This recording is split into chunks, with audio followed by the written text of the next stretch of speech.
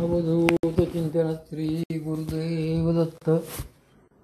आज आपण कालच्याप्रमाणे वामनराज मासिक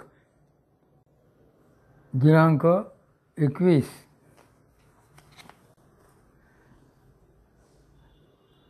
29/11/86 हे मासिक आहे. वामनराजाचं 4थं वर्ष, अंक 4. यात परमपूज्य मामा भाष्यकारांची या देशी या विषयावर परमपूज्य मामा म्हणतात, केरळ प्रांतातील श्री पद्मनाभ कैमल यास व त्यांच्या कुटुंबियास श्रीकृपेने दीक्षा झाल्यास त्यानंतर त्यांचे सारखे माझ्या मागे टुमणे लागले होते की एकदा आमचा प्रांत बघायला चला. तसा मी 4-5 वेळा काही कार्यानिमित्त केरळला जाऊन आलो होतो, पण त्यालाही फार दिवस झालेच. कैमलच्या आग्रहामुळे परत तेथे जावेसे मनात आले. याला मुख्य कारणे 2. एक म्हणजे माझे परम आराध्य श्री ज्ञानेश्वर महाराज यांनीही ज्यांच्याबद्दल नितांत आदर प्रकट केला आहे त्या भगवत पूज्यपाद आचार्यांच्या जन्मस्थानाचे श्री क्षेत्र कालोडीचे दर्शन घेणे, आणि दुसरे म्हणजे मकर संक्रांतीची भगवान अय्यप्पांची यात्रा करणे. जाण्याच्या ठरल्याप्रमाणे 1 जानेवारीस नवीन ख्रिश्चन वर्षाच्या सुरुवातीस आमचा मुंबई कन्याकुमारी एक्सप्रेसने प्रवास सुरू झाला.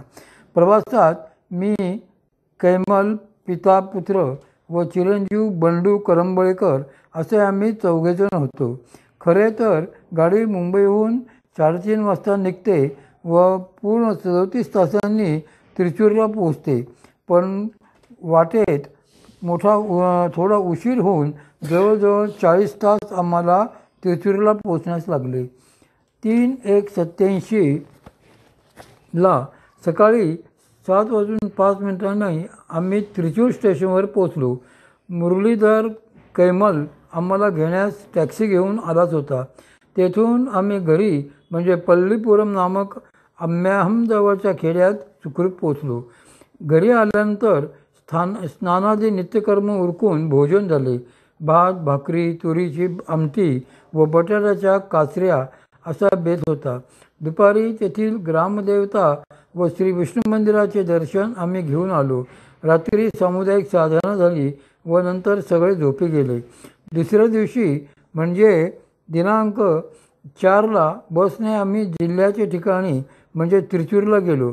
त्रिचूर संबंधी अशी आख्यायिका आहे की अगोदर तेथे सागाचे घनदाट अरण्य होते. त्या अरण्यात एका भक्ताने तपश्चर्या केली. त्याचे प्रार्थनेवरून भगवान आशुतोष शंकर प्रसन्न झाले व त्यांनी भक्ताचे इप्सित पूर्ण करण्यासाठी व तेथे मानववस्तीस योग्य जागा निर्माण करण्यासाठी म्हणून त्रिशूळ मारला. या घटनेवरून त्या स्थानास त्रिशूल असे नामाभिधान प्राप्त झाले. हे भगवान शंकर अगर नाथ उत्तरेकडून म्हणजे वडक्कूकडून आलेत, त्यामुळे येथील मुख्य दैवतेस वडक्कूनाथन असे म्हणतात. हे त्रिचूरमधील सर्वात मोठे व विशाल मंदिर असून ते एका टेकडीवर वसले आहे.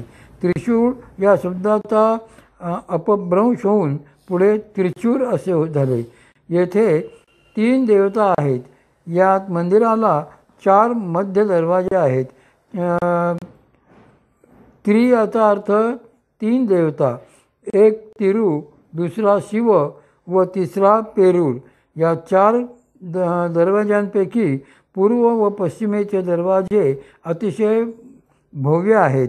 श्री वडक्कुलनाथ मंदिर उत्तरेला आहे, दक्षिणेला श्रीराम मंदिर आहे आणि या 2 मंदिरांच्या मध्यभागी शंकर नारायण मंदिर आहे.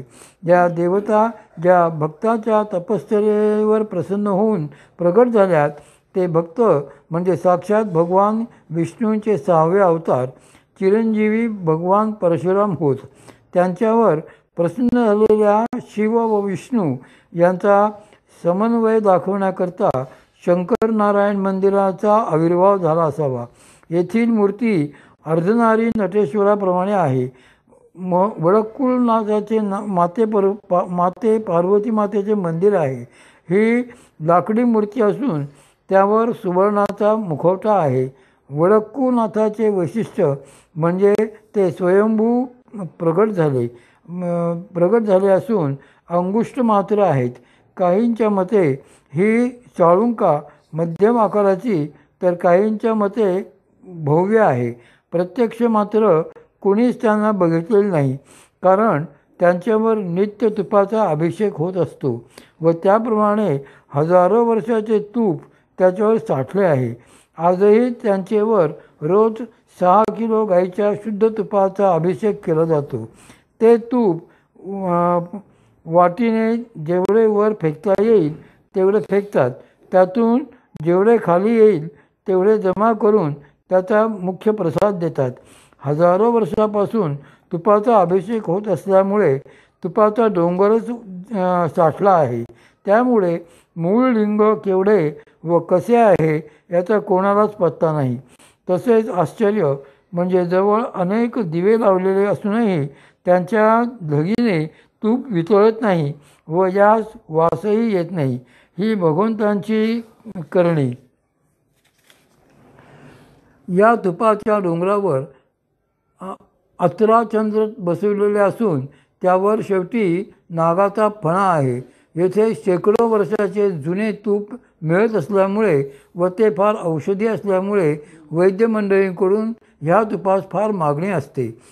वडक्कुळनाथांचा तुपाचा तर रावांना तेलाचा अभिषेक असतो आणि शंकर नारायणाचे जे मंदिर आहे त्यांना म्हणजे हरिहरास पंचगव्याचा अभिषेक असतो.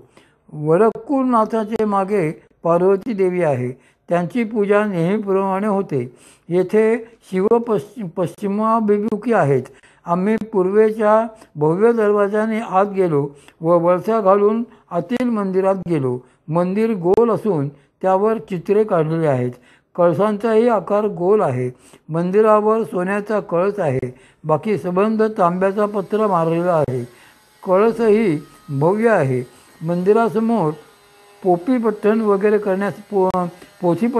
करण्यासाठी बांधीव जागा आहे. कैमलच्या सांगण्यावरून मला जरा वरच्या पायरीपर्यंत जाऊन दर्शन करता आले. या मंदिरात कोठेही धोती अगर रुमाल पंचा एवढेच अंगावर ठेवून दर्शन घ्यावे. मी ही धोतर व उपरणे ठेवूनच आत गेलो आणि सद्गुरुकृपेने भाग्य उदयास आले.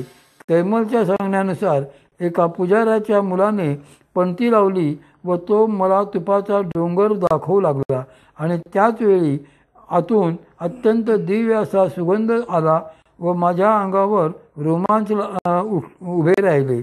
मी 2-4 मिनिटे कोठे उभा होतो हेच मला समजले नाही. नंतर प्रदक्षिणा करून देवळाच्या मागच्या बाजूस आलो असता एक वृद्धगृहस्थ पुजाऱ्याच्या सांगण्यावरून तेथे आला व इंग्रजीतून हकीकत सांगू लागला. त्यात शेवटी तो म्हणाला की ज्यांची पूर्वपुण्याई उदयाला यायची असेल त्यालाच येथे दर्शन करण्याच्या वेळी दिव्य सुगंध येतो. हे ऐकून मला माझ्या श्री गुरुद्वयांची आठवण झाली व मन आनंदाने अतिशय भरून आले. त्या गृहस्थांना मी विचारले की आपणास काही दक्षिणा चालेल का, तर त्यावर त्याने म्हटले की मी रोज येथे दर्शनास येतो. याप्रमाणे अनेक वर्षे झालीत, परंतु असा अनुभव आला नाही. आपणाप्रमाणेच गाभाऱ्यातून मलाही दिव्य सुगंध यावा अशी शिवांना प्रार्थना कराल का, यातच माझी दक्षिणा आली. येथे एक गणपती आहे. त्याचे खालील एक भुयार आहे. यासंबंधी विलक्षण हकीकत कळली ती अशी: पूर्वी भगवान शिवाची आराधना उत्सव वगैरे होत नसे. याला कारण पैशांचा अभाव होता. म्हणून एका भक्ताने उत्सवाच्या सोयीसाठी काहीतरी पैसे मिळावेत या हेतूने भगवान शिवांची प्रार्थना केली. तेव्हा शिवाने प्रसन्न होऊन त्यास गणपती खालचे एक भुयार दाखविले. तेथे खूप सुवर्णांचा साठा होता. त्यापैकी हवे तेवढे सुवर्ण घेऊन उत्सव करण्यास सांगितले. तो भक्त प्रामाणिक होता. तो भुयारात भगवान शिवाचे मार्गदर्शनाप्रमाणे गेला व आपल्या पंचात मावेल एवढे सुवर्ण घेऊन बाहेर आला. त्या मार्गदर्शनाप्रमाणे गेला व आपल्या पंचात मावेल एवढे सुवर्ण घेऊन बाहेर आला. त्या सुवर्णातील थोडे थोडे सुवर्ण विकून तो उत्सव करू लागला. परंतु कितीही सोने विकले तरी कमी न होता तेवढेच शिल्लक राहत असे. हे पाहून त्याने पुन्हा शिवांची प्रार्थना केली की हे सुवर्ण मी परत जागच्या जागी ठेवून देतो, तरी मला मदत करा. त्याप्रमाणे पुन्हा त्यास रस्ता दिसला व तो सुवर्ण जागच्या जागी ठेवून बाहेर आल्यावर बंद झाला. तेव्हापासूनच उत्सव चालू आहे आणि तोही आस्थागायत. या मंदिराचे आणखी एक वैशिष्ट्य असे की आतील मंदिराची भिंत चहूबाजूनी बांधलेली आहे. त्याचे बाहेर उत्तरेच्या बाजूस एक मोठे मंदिर असून त्यात फक्त नंदीच आहे. तो शिवमंदिराकडेच तोंड करून बसलेला आहे. तो पश्चिमद्वाराने आत शिरल्याबरोबर लागतो. येथे महाशिवरात्रीला मेळा भरतो, जत्रा होते. या मंदिराचे चारही दरवाजे असे भव्य आहेत की त्यातून हत्ती देखील आत येऊ शकतो. महादेवाच्या जत्रेस हत्तीवरून देवता येतात अशी आख्यायिका आहे. बाहेरच्या 4 दरवाजांना धरूनच मध्य तट आहे. आतील जागा 2-2.5 फर्लांगाची असावी. आतच त्रिचूरचा मुख्य बाजार, बसस्टॉप, जनरल पोस्ट, मुख्य तार ऑफिस वगैरे आहे. तसेच या भव्य तटाच्या बाहेरील टेकडीच्या भागावर सरकारने उत्तम अशी बाग केलेली आहे. वैशिष्ट्य म्हणजे सरकारकडून हे ऐतिहासिक स्मारक म्हणून घोषित झालेले आहे. जो भव्य कोट बाहेरच्या बाजूने आहे त्याच्या आतील बाजूस एक कोट असून तेथे दरवाजे आहेत. त्यातच मुख्य मंदिर आहे. बाहेरील व आतील कोट यांच्यामध्ये 1000 मंडळी बसतील एवढे सभागृह आहे. हे सभागृह स्थापत्यशास्त्राचा अप्रतिम नमुना आहे. यावरचे सगळे कलाकुसरीचे काम लाकडी आहे. यासंबंधी अशी आख्यायिका आहे की या मंदिराचे जे स्थापत्यशास्त्रज्ञ होते त्यांनी मनानेच आराखडा करून प्रत्यक्ष कागदावर काहीच न करता हे बांधकाम करून घेतले. स्मरणशक्ती व कल्पनाशक्तीचा हा चमत्कारच समजायला हवा. हा शास्त्रज्ञ परम शिवभक्त होता. त्यामुळे प्रत्यक्ष शिवांच्याच आदेशाने हे कार्य झाले अशी भक्तांची श्रद्धा आहे. या सभागृहावर जे आच्छादन आहे ते मोठ्या नावेच्या आकाराचे आहे. उत्सवाच्या वेळी या सभागृहात नृत्य, गायन आदी कार्यक्रम होतात. आतील व बाहेरील पश्चिम द्वाराचे मध्ये एक हौद आहे व त्यात शंख व चक्र स्मारके दिसतात. यासंबंधी एक आख्यायिका सांगितली जाते. ही आख्यायिका अशी आहे की आद्य शंकराचार्यांचे वडील शिवगुरू व आई आर्यांबा यांना बहुत दिवस पुत्र नव्हता, म्हणून ते कालडीहून 40 मैल वावसा येथे तपश्चर्येसाठी आले. तेथे त्यांनी 41 दिवस खडतर तप केले. तप पूर्ण होताच भगवान वडक्कुनाथांनी प्रसन्न होऊन त्यांना काय वर हवा म्हणून विचारले. त्यावर त्याने आमचे पोटी पुत्रसंतान नाही, आपणच पुत्ररूपाने आमचे पोटी जन्म घ्यावा असा वर मागितला. त्यावर भगवान प्रसन्न होऊन तथास्तु म्हणाले व त्याप्रमाणे आर्यांबेचे उदरी आद्य शंकराचार्यांचा अवतार आला. त्यानंतर आचार्यांना शंख म्हणजे ज्ञान व चक्र म्हणजे आडवे येणाऱ्यांचा समाचार येण्यासाठी आयुध असे दोन्ही मिळाले. त्यांचे स्मरणार्थ ही स्मारके येथे आहेत. ती आचार्यांच्या अवतार समाप्तीच्या वेळी बांधलेली आहेत.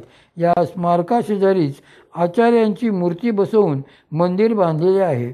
मंदिर लहानच आहे पण प्रसन्न आहे. तसेच येथे परशुरामाचे व आचार्यांचेही मंदिर आहे. ही सर्व दर्शने करून आम्ही बाहेर आलो व समोरच अंबा आईचे मंदिर आहे तेथे आलो. आई जगदंबेची मूर्ती फारच मनोहर आहे. या मंदिरात हत्ती झुलतो आहे. तेथे प्रसाद घेतला व नंतर